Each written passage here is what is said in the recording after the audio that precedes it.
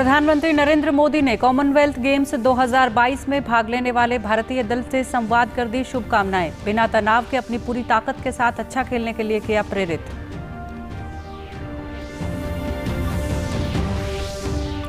महेंद्रगढ़ जिले के गांव चितरौली की शर्मिला कॉमनवेल्थ खेलों में शॉटपुट में दिखाएंगी अपने जौहर। हौसला अफजाई के लिए प्रधानमंत्री का जताया आभार।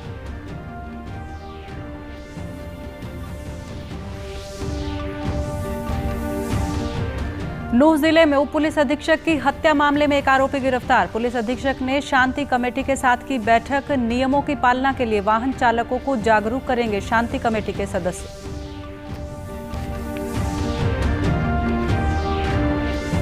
और केंद्रीय सड़क परिवहन एवं राजमार्ग मंत्री नितिन गडकरी ने गुरुग्राम में 3 सड़क परियोजनाओं का किया लोकार्पण।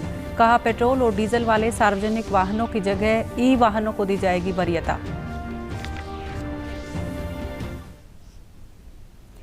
नमस्कार, मैं मंजू सिंधु और अब खबरें विस्तार से। राष्ट्रमंडल खेलों में हिस्सा लेने जा रहे भारतीय खिलाड़ियों के दल के साथ आज प्रधानमंत्री नरेंद्र मोदी ने वीडियो कॉन्फ्रेंसिंग के माध्यम से बातचीत की और उन्हें खेलों के लिए शुभकामनाएं दी। प्रधानमंत्री से बातचीत के दौरान खिलाड़ियों के साथ उनके कोच भी शामिल हुए। प्रधानमंत्री की ये बातचीत प्रमुख खेल आयोजनों में भाग लेने से पहले एथलीटों को प्रेरित करने के उनके निरंतर प्रयास का एक हिस्सा है। इस अवसर पर प्रधानमंत्री ने खिलाड़ियों को जी भर के खेलने की सलाह दी।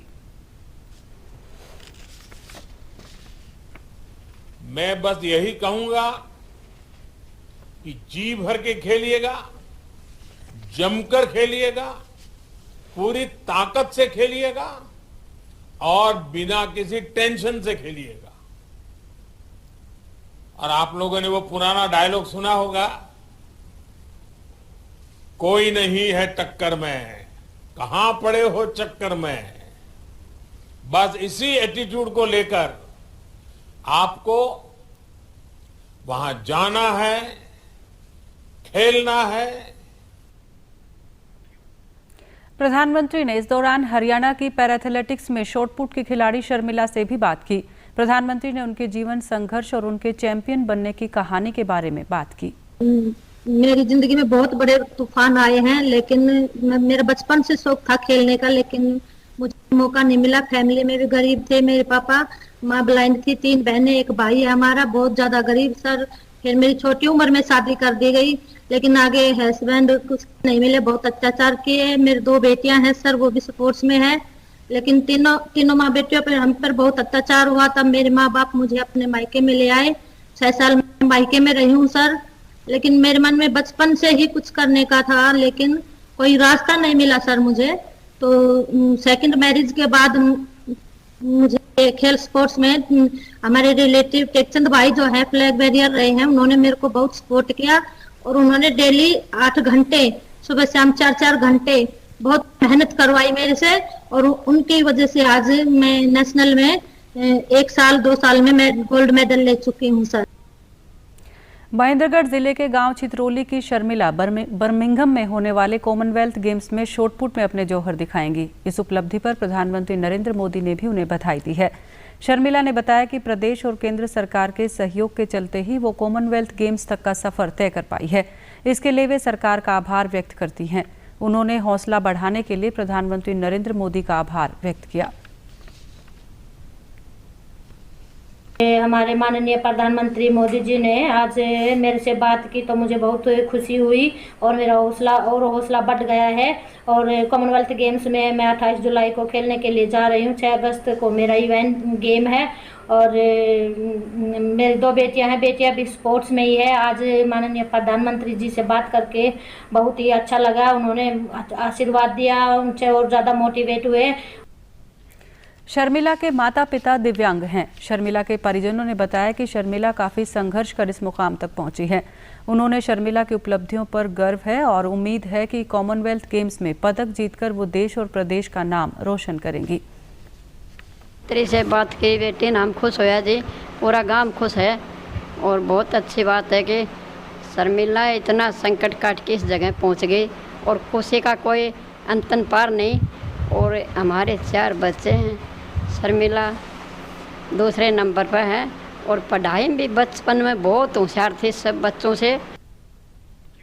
गांव छितरौली के ग्रामीणों ने भी शर्मिला की उपलब्धियों पर गर्व जताते हुए कहा कि उन्हें बहुत अच्छा लग रहा है कि शर्मिला ने गांव का नाम अंतर्राष्ट्रीय स्तर पर रोशन किया है। वे उसकी जीत की दुआ करेंगे। खेल में रुचि उसके शुरू से ही थी, लेकिन एक तो हैंडीकैप थी वो। उस दौरान में सरकार हैंडीकैप्ड विद्यार्थियों को खेलने का मौका नहीं देते थे, इसलिए वो उस समय मौका नहीं मिला। आज उस लड़की ने 34 साल की उम्र में उसे मौके को जो है कैच किया है, मेहनत की है। जी मोदी जी का धन्यवाद करते हैं जी। शर्मिला का भी गरीब घर की लड़की आज इतनी ऊंची जगह पहुंच गई। पूरे गांव में हमारे अड़ोस पड़ोस में बहुत खुशी है इस बात की। नूह जिले के तावड़ू में उप पुलिस अधीक्षक सुरेंद्र सिंह की हत्या के मामले में पुलिस ने एक आरोपी को गिरफ्तार किया है। पुलिस अधीक्षक वरुण सिंगला ने बताया कि एक आरोपी को गिरफ्तार किया गया है। वहीं क्षेत्र में शांति बनाए रखने के लिए पुलिस प्रशासन ने आज लघु सचिवालय में शांति कमेटी के सदस्यों के साथ बैठक की। पुलिस अधीक्षक ने बताया कि शांति कमेटी के सभी सदस्य अब गांव-गांव जाकर चालकों को वाहनों की जांच करवाने के लिए जागरूक करेंगे। कमेटी के सदस्य लोगों से अपील करेंगे कि पुलिस जांच के दौरान वाहन रोककर अपने वाहनों की जांच करवाएं और नियमों का पालन करें। देखिए, अभी तक सिर्फ पुलिस को एक ही व्यक्ति अरेस्ट हुआ है, जो कल दिन के समय हुआ था, और उसके बाद दूसरा ये अफवाह फैल रही है कि दूसरा व्यक्ति पकड़ा गया। अभी तक नहीं पकड़ा गया, लेकिन हमारी टीमें उस पर लगी हुई हैं और शीघ्र ही हमारी कोशिश है कि हम पकड़ें। हमने भी इनको विश्वास दिलाया कि हम गांव-गांव जा करके ऐसी मीटिंग्स करके सरपंच जिम्मेवार व्यक्तियों के साथ करके और उन लोगों को ये सलाह दें कि आप इस तरह अपना ड्राइविंग करें। वहीं लोगों ने आज मौन जुलूस निकालकर तावड़ू के एसडीएम सुरेंद्र पाल को ज्ञापन सौंपकर मामले की सुनवाई फास्ट ट्रैक कोर्ट में करवाने और आरोपियों पर सख्त कार्रवाई करने की मांग की।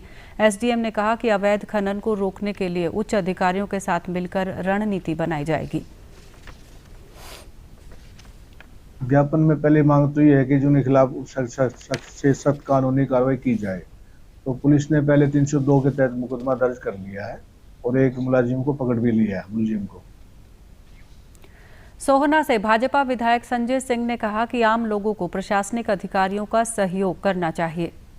प्रशासन पूरी मुस्तैदी के साथ उनका विरोध भी करता है और उनके ऊपर कार्रवाई भी, अपना शिकंजा भी कसता है, और इसी के कारण जो कल कांड हुआ ऐसा कुछ नहीं है। सरकार अपना काम बखूबी अच्छे ढंग से कर रही है। केंद्रीय सड़क परिवहन एवं राजमार्ग मंत्री नितिन गडकरी ने कल गुरुग्राम में लगभग 3,500 करोड़ की लागत से तैयार 3 सड़क परियोजनाओं का लोकार्पण किया। इस अवसर पर केंद्रीय मंत्री ने कहा कि महाराष्ट्र के नरीमन पॉइंट से गुरुग्राम तक 12.5 घंटे में पहुंचने का लक्ष्य रखा गया है। केंद्र सरकार 50,000 इलेक्ट्रिक बसें खरीदने की योजना बना रही है। पेट्रोल और डीजल वाले सार्वजनिक वाहनों की जगह ई वाहनों को वरीयता दी जाएगी। उन्होंने मुख्यमंत्री से आग्रह किया कि हरियाणा में भी ई बसों को वरीयता दी जाए। मेरा ये प्रयास है, जिस पर मैं बहुत कंपनियों से बातचीत कर चुका हूं, कि जहां से आप इस रोड पर आए, यहां से मुंबई तक मैं उसको ई हाईवे बनाना चाहता हूं, इलेक्ट्रिक हाईवे, ताकि यहाँ इलेक्ट्रिक का ट्रक अब मैं लॉन्च कर रहा हूं। 40 टन का माल जाएगा ट्रक इलेक्ट्रिक का, ट्रैक्टर इलेक्ट्रिक का। अब आने वाले समय में बसेस इलेक्ट्रिक की, कार इलेक्ट्रिक की, स्कूटर इलेक्ट्रिक की। पेट्रोल के लिए अगर 10 रुपए लगता है तो इलेक्ट्रिक के लिए 1 रुपया 1.5 रुपया लगता है। और हमारे देश में इलेक्ट्रिक सरप्लस है, और पेट्रोल और डीजल प्रदूषण करता है, इलेक्ट्रिक प्रदूषण नहीं करता। इस अवसर पर मुख्यमंत्री मनोहर लाल ने कहा कि गुरुग्राम से सोहना जाने में 1 घंटे का समय लगता था, वहीं अब NH 248A Delhi Gurugram highway बनने से मात्र 15 मिनट में सोहना पहुंचा जा सकता है। उन्होंने केंद्रीय मंत्री से आग्रह किया कि यातायात जाम की समस्या से निपटने के लिए चेन्नई की तर्ज पर हरियाणा में 4 लेयर की सड़क बनाई जाए। जैसे आपने पुणे और चेन्नई में एक मल्टी लेयर, नीचे सड़क, उसके ऊपर सड़क, फिर सड़क, फिर सड़क, 4 लेयर की सड़कें आपने बनाई है। क्यों नहीं आपसे हम निवेदन करें कि इस प्रकार की कंजेस्टेड सड़कें, जहां जहां पीसीयूज बढ़ते चले जाएं, उसकी गिनती करते जाएं, आगे आने वाले 2 साल का अनुमान लगा करके, और हमारे यहाँ भी अगर इन सड़कों पर 2 लेयर, 3 लेयर, 4 लेयर की सड़कें भी आप बना देंगे तो हरियाणा सरकार की ओर से जो सहयोग अपेक्षित है वो हम करेंगे। केंद्रीय राज्य मंत्री राव इंद्रजीत सिंह ने कहा कि प्रदेश ने 8 वर्षों में विकास के नए आयाम हासिल किए हैं। और इन पिछले 7-8 साल के अंदर गुड़गांव का ही नहीं, हरियाणा का ही नक्शा बदल दिया है। और मैं आपकी तरफ से आज इनका धन्यवाद करना चाहता हूं कि 3.5 करोड़ का और खर्चा आज के दिन करके हमारा मेवात वाली तरफ का रास्ता भी इन्होंने मुकम्मल कर दिया है। हिसार सेना भर्ती कार्यालय ने हिसार, सिरसा, फतेहाबाद और जींद जिले के युवाओं से भर्ती रैली में बढ़ चढ़कर भाग लेने का आह्वान किया है। जिला भर्ती कार्यालय के प्रवक्ता ने बताया कि भारतीय सेना की वेबसाइट पर अग्निवीर के लिए पंजीकरण प्रक्रिया जारी है। भर्ती होने के इच्छुक युवा 30 जुलाई तक ऑनलाइन पंजीकरण कर सकते हैं। अग्निवीरों के लिए 12 से 29 अगस्त तक हिसार मिलिट्री स्टेशन में भर्ती रैली आयोजित की जाएगी। प्रवक्ता ने बताया कि निर्धारित मापदंडों के अनुसार रैली के लिए ऑनलाइन आवेदन करने के लिए वे युवा पात्र हैं जिन्होंने 10वीं या 12वीं कक्षा पास की हो और जिनका जन्म 1 अक्टूबर 1999 से 1 अप्रैल 2005 के बीच हुआ हो। उन्होंने कहा कि भर्ती प्रक्रिया में पूरी पारदर्शिता बरती जाएगी। जुलाई से हमने स्टार्ट कर दी थी और ये 30 जुलाई तक जॉइन इंडियन आर्मी जो वेबसाइट है उस पर ये अवेलेबल है। उस पर जो भी कैंडिडेट्स हैं वो उस पर अपना रजिस्ट्रेशन कर सकते हैं। और मैं ये ज़रूर कहूँगा कि ये योजना जो है ये बहुत ही नोवल योजना है, नई इनिशिएट करी हुई एक योजना है, जिसके तहत मैं गुजारिश करूँगा और अपील करूँगा कि जितने हमारे यहाँ हिसार, फतेहाबाद, जिंद और सिरसा के बच्चे हैं, नौजवान हैं, वो मैक्सिमम इसमें भाग लें, बढ़ चढ़ के भाग लें। और जब एक बार ये इनके रजिस्ट्रेशंस ख़त्म हो जाते हैं तो 12 अगस्त से लेके 26 अगस्त तक हमारी यहाँ पे रिक्रूटमेंट रैली चलेगी ARO कॉम्प्लेक्स हिसार में मिलिट्री स्टेशन में, जिसमें ये बच्चे अपना टेस्ट देके जो भी तरीका है उससे बिल्कुल निष्पक्ष तरीके से उनका यहाँ पे सिलेक्शन किया जाएगा। हरियाणा पुलिस की कार्यप्रणाली में पारदर्शिता और दक्षता बढ़ाने के उद्देश्य से मुख्यमंत्री मनोहर लाल ने कल गुरुग्राम में RTC भोंडसी में शस्त्र लाइसेंस से संबंधित 14 शस्त्र लाइसेंस सेवाओं और 6 अस्त्र शस्त्र प्रशिक्षण केंद्रों का शुभारंभ किया। इस अवसर पर मुख्यमंत्री ने कहा कि नियमावली के अनुसार इन सेवाओं के लिए पहले जो समय सीमा निर्धारित थी उसमें संशोधन किया गया है और अब मात्र 25 दिन में लाइसेंस प्रक्रिया पूरी हो सकेगी।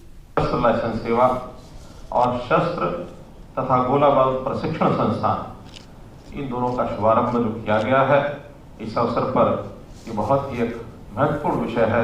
इस अवसर पर मैं आप सबको बहुत बहुत बधाई और शुभकामना देता हूँ। हमारे राइट टू सर्विस एक्ट के अंतर्गत ये सेवाएं भले नहीं हैं, लेकिन जो नियमावली बनी हुई है उसमें भी इस सर्विस का कभी 60 दिन, कभी 90 दिन, अलग अलग प्रकार की सेवाओं के लिए दिन तय किए गए थे। लेकिन जब ध्यान किया गया तो लगा कि ये समय भी बहुत अधिक है, तो उसके लिए फ्लो चार्ट बनाने के लिए मैंने अपने अधिकारियों से जो कहा तो उन्होंने फ्लो चार्ट बनाया। तो ध्यान में आया कि हम ये सारा काम एप्लीकेशन से लेकर के और लाइसेंस तक मात्र 25 दिन में दे सकते हैं। गृह मंत्री अनिल विज ने भी चंडीगढ़ में शस्त्र लाइसेंस और शस्त्र प्रशिक्षण के लिए ऑनलाइन आवेदन प्रणाली के पोर्टल के शुभारंभ कार्यक्रम में वर्चुअल माध्यम से हिस्सा लिया। गृह मंत्री ने कहा कि जो पात्र व्यक्ति शस्त्र संचालन और फायरिंग सीखना चाहते हैं उन आवेदकों के लिए शस्त्र और गोला बारूद सुरक्षा प्रशिक्षण भी है। ये प्रशिक्षण 3 दिन की अवधि का होगा। इस कार्य में अब किसी भी बिचौलिए का कोई काम नहीं रहेगा। ये शस्त्र लाइसेंस के आवेदन और प्रशिक्षण के लिए ये ऑनलाइन व्यवस्था आज से शुरू की जा रही है। इसमें हर प्रकार की जो शस्त्र से संबंधित गतिविधियां हैं, जैसे रिन्यू करवाना, एमुनिशन ऐड करना, गन को बेचना, गन का खो जाना आदि आदि, जितनी भी इससे संबंधित सूचनाएं हैं या काम हैं, उसके लिए किसी को भी किसी भी दफ्तर में जाना नहीं पड़ेगा। अंत में इस बुलेटिन के मुख्य समाचार एक बार फिर।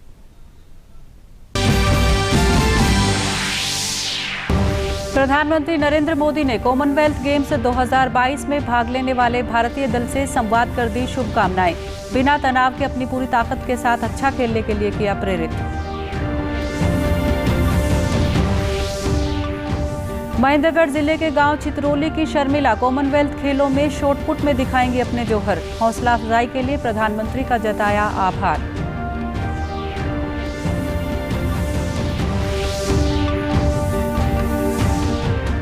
नूंह जिले में उप पुलिस अधीक्षक की हत्या मामले में एक आरोपी गिरफ्तार। पुलिस अधीक्षक ने शांति कमेटी के साथ की बैठक। नियमों की पालना के लिए वाहन चालकों को जागरूक करेंगे शांति कमेटी के सदस्य।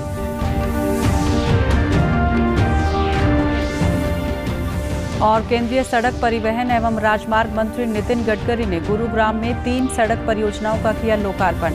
कहा, पेट्रोल और डीजल वाले सार्वजनिक वाहनों की जगह ई वाहनों को दी जाएगी वरीयता। समाचारों में आज के लिए इतना ही। नमस्कार।